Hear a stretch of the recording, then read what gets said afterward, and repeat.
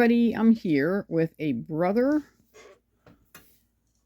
CS-6000i computerized sewing machine. I see a lot of these. I even refurbished one. The computer was okay. It just needed some major work. This one was having issues. A lady called me and she said, it just won't sew. I don't know what I'm doing wrong. She said the feed dogs are not feeding. The tension's all screwed up. She said, I don't know what's going on with this crazy machine. And I said, well, a lot of people like to sew with them. They just don't know how to understand the concept of them. So I told her, yeah, I can take a look at it, see what if I can do anything with it. And she said, okay. So we'll go over a little bit about this machine. We have the tension here. These are to pick your patterns. So you got your patterns right here. And whenever you want to go up or down, these are up and down, plus and minus. Then if you want to make your length, I think this is the length and this is the width. And I have she had it on low. I actually like it between the 2 and the 3. I like to go a little faster. This is if you want to sew without a foot pedal. You can, hit this to go and stop. This is your reverse. This is your lift. You lift your needle up. Let's see, what else we got here? We got a threader right here, a hand threader. This is where you cut your thread. This is your rewinder to rewind your bobbins. To do one of those, you would take this thread and you would come in here and you would go around this. I mean, they have like diagrams on this. This is what I like about this. Diagrams, you come back here, you put your bobbin in and you click it closed. This should automatically go, but if you got the presser foot in it, you have to push the pedal to get it to go. Okay, and sometimes these things have something to do with if you put your thread in within the bobbin and you put it right here on one of these, it somehow turns it for you. And just be careful because they can get pretty clogged down in there. So I always just do it the old-fashioned way and then click it. This one, I don't think it's like that. I think it auto shuts off the clutch, so you don't have to worry about, as soon as you do that, the clutch shuts off. So the machine won't run, okay? To thread this one, you want to start back here, okay? And it does have a diagram where you got to go. You got to go through this and here. Make sure your foot is in the highest position. This foot right here. Don't worry about that needle. The foot has to be in the highest position. It's going to open your chamber so you can see really good in there. Then you put your thread down in there. Come back up. Here's your uptake. It's kind of low. It should be up here. And you go all the way back and then swing around and it'll connect to that uptake and come down here.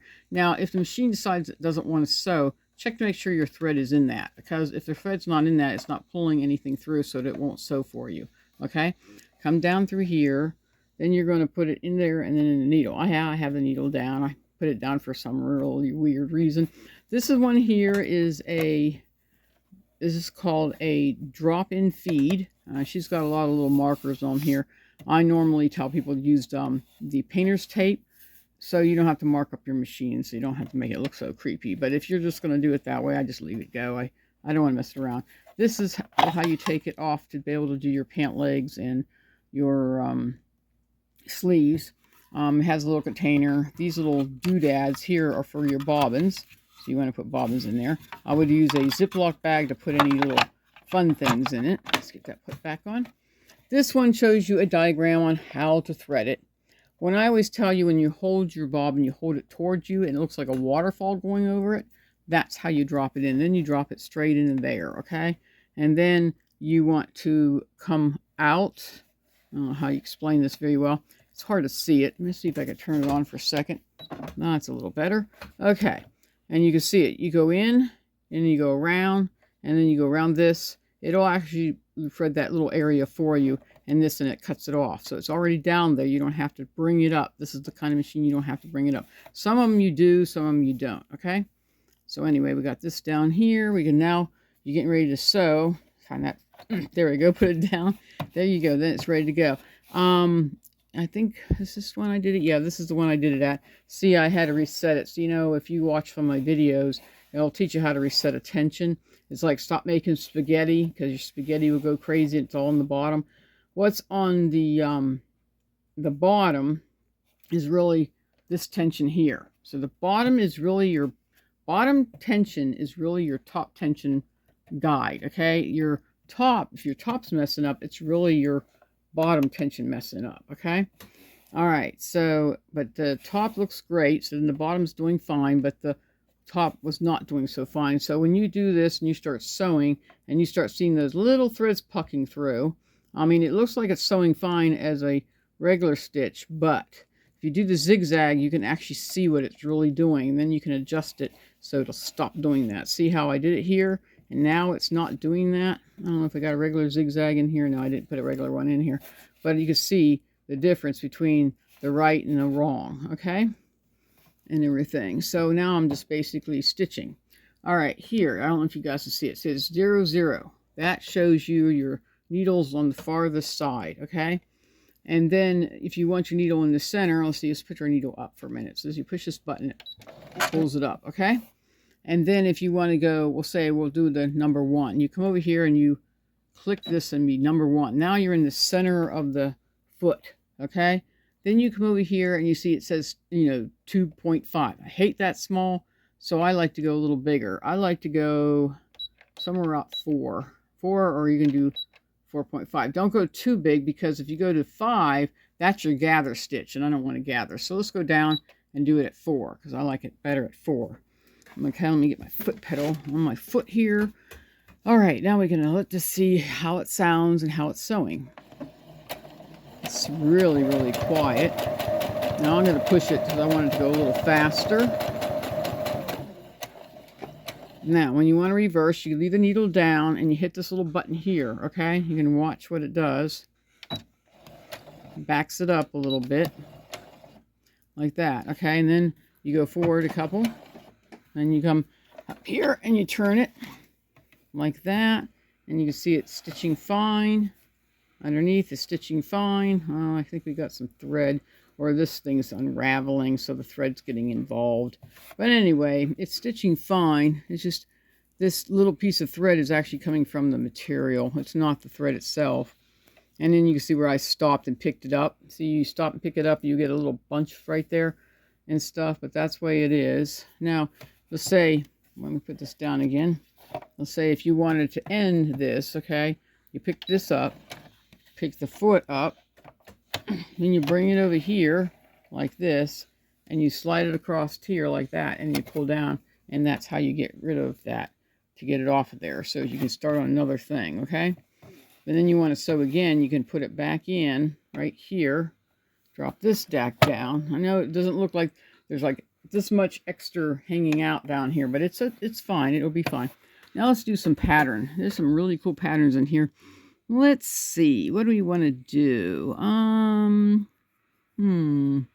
What is that one? I can't tell what that one is. No, it looks like I can't even tell what that is. I'm not even sure what that one is. I'm just looking to see if I want to do anything different. I mean, because I've already did the intermittent zigzag and the regular zigzag. Let's see. I don't know. There's a wave. I like the wave. We'll do 22. So we go over here and we're going to hit, go plus, put 2, 22. And it usually tells you need to end one. I think that's the end foot. It looks like the end, or it could be the J. I think that's really the end. I don't know where her J's at, because J is supposed to be a solid thing up here, not a see-through.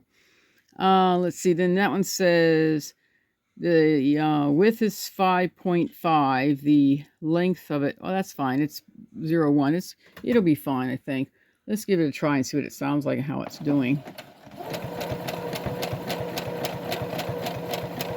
Why is it going backwards doing that?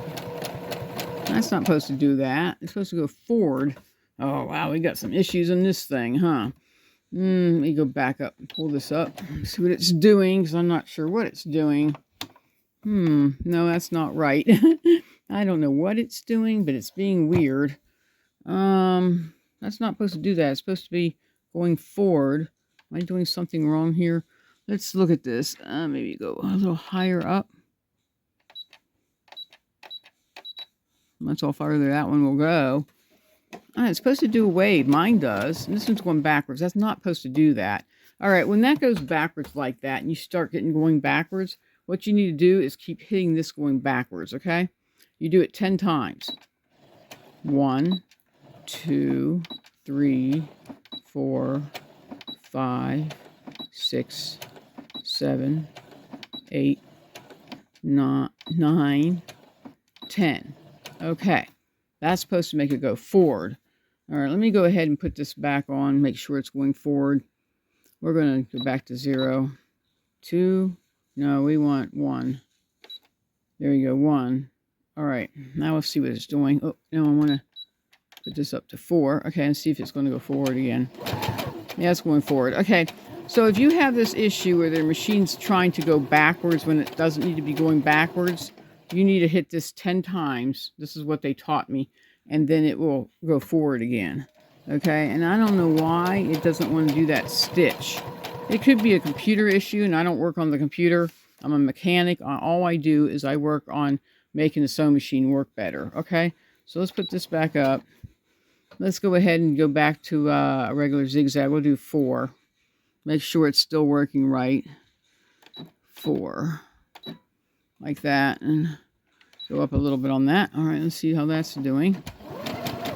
Now, I like it better to be a little bit bigger. I want to spread that out.